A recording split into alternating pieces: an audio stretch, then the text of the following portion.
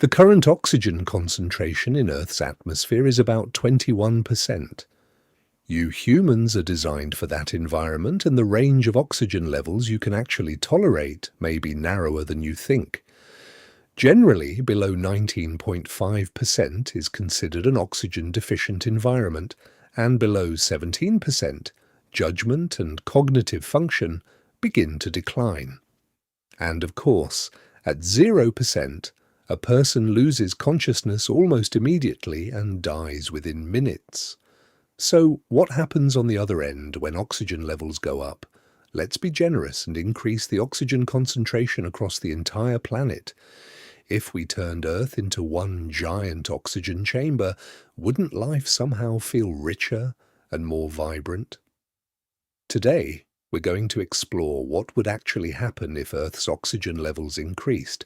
Oxygen is the third most abundant element in the universe, after hydrogen and helium, and on Earth specifically, it's thought to be the most plentiful of all.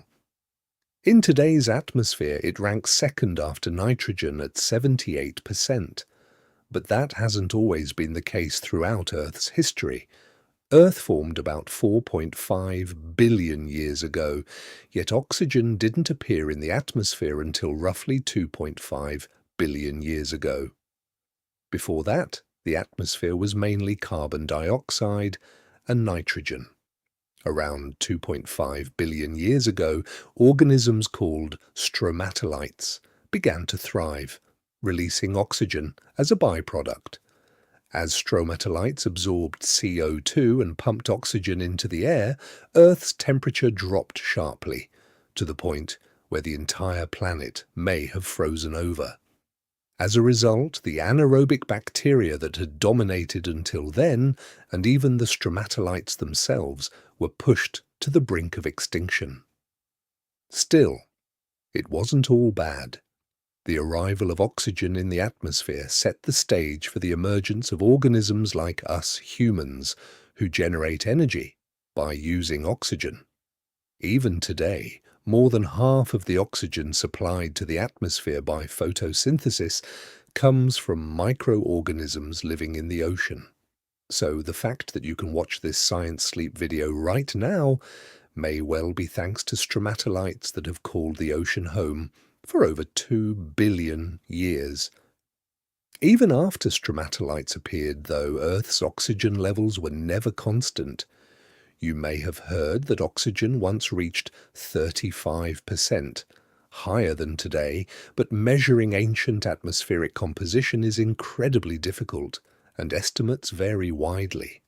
The 35% figure refers to roughly 350 million years ago, and it's the high end of estimates. Some research suggests it wasn't very different from today's 21%. So, let's go ahead and raise Earth's oxygen concentration.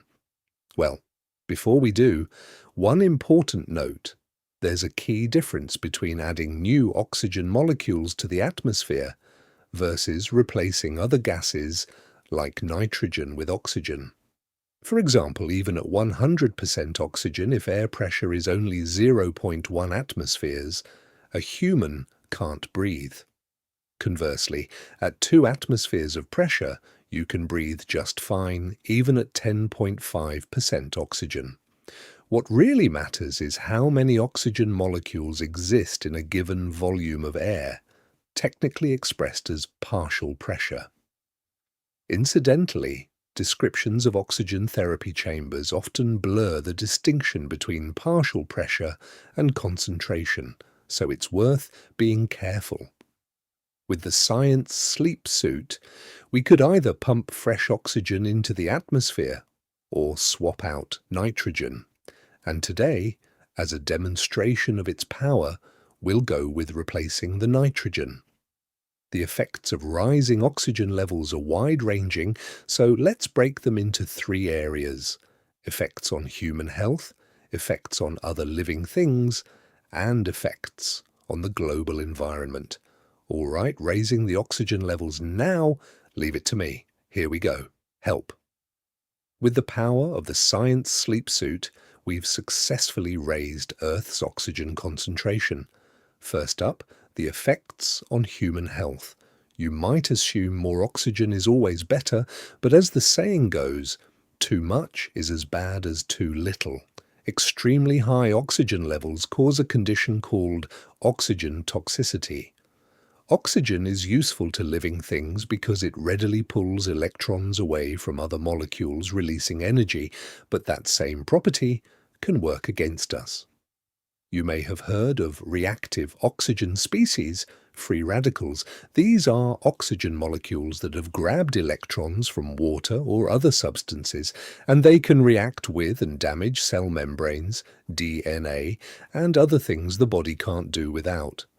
To counter this, living things produce antioxidants, but those defenses are calibrated for around 21% oxygen.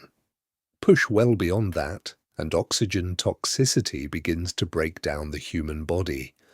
Nerve cells, the lungs, and the eyes are especially vulnerable. Dizziness, headaches, fluid buildup in the lungs leading to breathing difficulties, and cataracts can all develop. At 100% oxygen and normal atmospheric pressure, studies show lung function drops by 2% after 10 hours and 8% after 20 hours.